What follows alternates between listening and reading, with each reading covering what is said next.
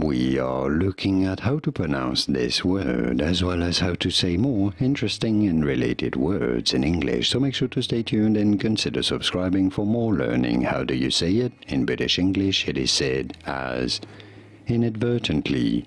You do want to stress on the third syllable, on the ver syllable. Inadvertently. In American English, however, it is normally pronounced as inadvertently.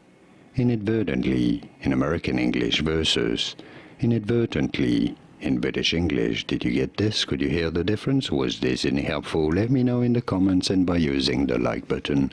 Thank you kindly for your support. Here are more videos on how to pronounce more words in English whose pronunciations aren't exactly always obvious. I'll see you there to learn more. Thanks for watching.